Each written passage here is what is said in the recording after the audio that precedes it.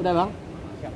Boleh Mas dijelaskan Mas untuk hari ini agendanya apa aja dan tadi serahkan barang bukti itu apa saja yang diterangkan? Ya. Sebelumnya saya Mas Ahmad selaku kuasa hukum dari Adam Denny hari ini mendampingi klien saya dalam pemenuhan panggilan yang kedua ya. Iya betul. Tapi agendanya hari ini hanya penyerahan alat-alat bukti saja.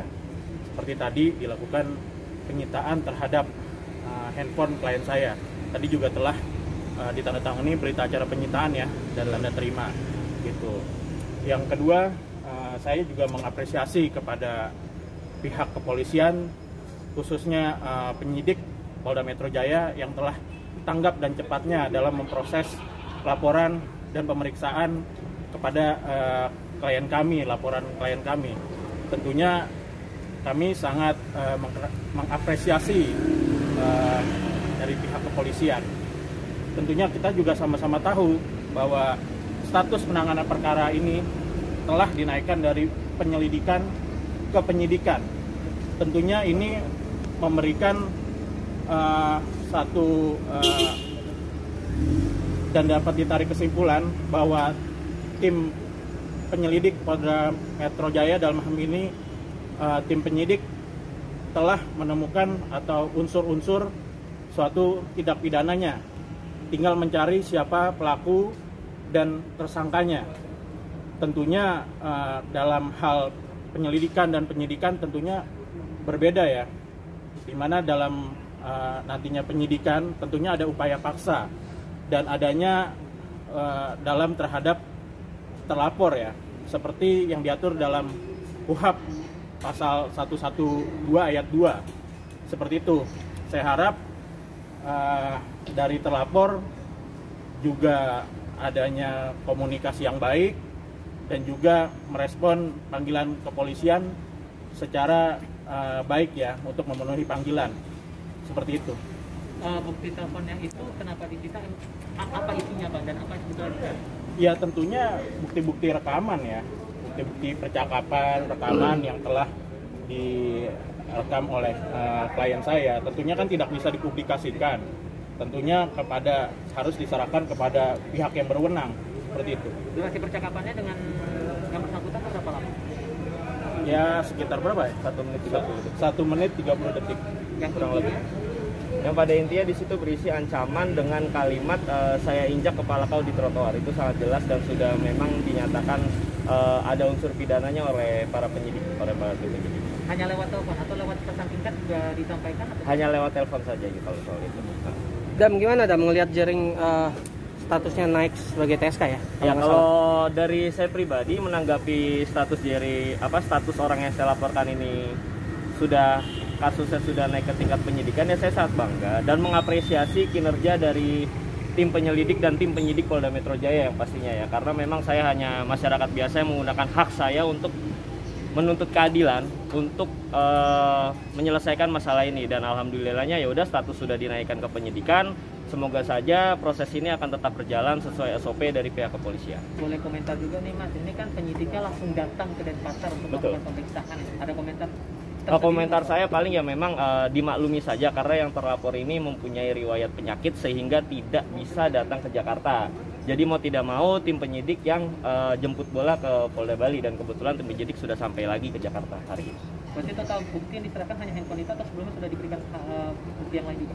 Bukti yang lain sudah ketika panggilan pertama. Untuk saat ini bukti yang saya serahkan memang hanya 1 buah handphone untuk dilapor ke tim puslapor dari Polda Metro. Dam, ada desas-desus bahwa ini pesanan, dalam tanda petik pesanan. Itu gimana Dam? Pesanan, Desas-desus. Ada desas-desus. kasus ini pesanan gitu maksudnya. Ya dicari aja lah siapa yang mesen, soalnya memang ini saya kan berdiri sendiri, tidak ada pesanan-pesanan dari siapapun karena memang saya tidak kenal dengan siapa-siapa. Yang dimaksudkan pesanan itu saya juga nggak mengerti gitu loh. Gitu paling sih kalau tanggapan dari saya. Dam, ini kemarin Janice di Instagramnya bilang katanya malah lu nantang balik dengan bilang saya tunggu di Jakarta, padahal laporannya ancaman, katanya lu nggak ngerasa terancam, itu gimana? Jadi begini, yang saya maksudkan saya tunggu di Jakarta karena memang jika memang ada pemanggilan dari pihak kepolisian, dari tim penyidik, silakan datang dan kooperatif saja untuk masalah hukum ini kayak gitu, tidak usah mangkir ataupun memberikan alasan apapun karena kita warga Indonesia wajib taat hukum ya, paling kayak begitu aja. Pihak sana bilang katanya ini cuma kesalahpahaman yang dilebih-lebihkan kasusnya. Kalau kesalahpahaman ini tidak ada kesalahpahaman karena memang yang bersangkutan ketika saya membuka pintu ya, karena yang bersangkutan ketika membuka pintu mediasi memang yang bersangkutan yang saya laporkan saat ini menantang saya untuk tanding hukum.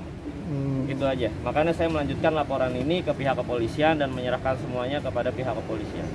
Waktu itu kan udah sempat ada mediasi permintaan maaf, itu yang bentrok tuh yang sempat nggak buntu tuh apa sih? Yang bikin buntu mediasinya. Karena begini, waktu itu saya meminta kepada orang yang saya laporkan untuk membuat video permintaan maaf secara publik melalui press conference, tetapi ditolak oleh yang bersangkutan. Saya tidak meminta apa-apa, saya tidak menuntut apa-apa, tapi malah sebaliknya, yang bersangkutan menantang tanding hukum oleh kepada saya. Oke. Ada agenda berikutnya setelah Agenda nantinya apa, Ci? Agenda selanjutnya mungkin nanti ada pemeriksaan saya ke rumah sakit. Nanti dijadwalkan oleh tim penyidik Polda Metro Jaya. Mungkin kemungkinannya sih minggu depan. Bentar, pemeriksaan di rumah sakit maksudnya? Iya, pemeriksaan oleh ahli psikiater. Itu akan dijadwalkan oleh tim penyidik.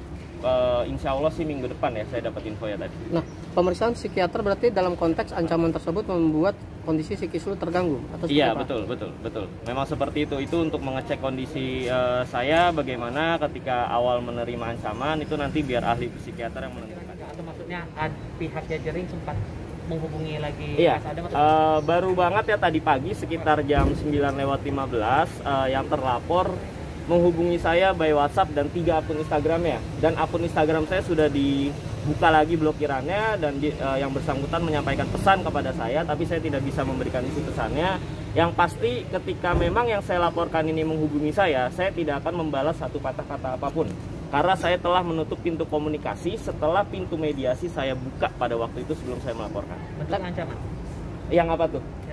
Isinya apa? Pesan WhatsApp-nya bukan suatu ancaman, dia hanya say hello aja, say sorry segala macam, itu aja sih, paling dia menyampaikan sesuatu aja setelah. Berarti dia ingin meminta perdamaian jatuhnya. Iya, betul. Nah, berhubung dia selalu me-WhatsApp saya kayak gitu, saya tidak akan membalas, tidak akan membuka permintaan maaf lagi, tidak ada kata damai karena kasus ini sudah bergulir.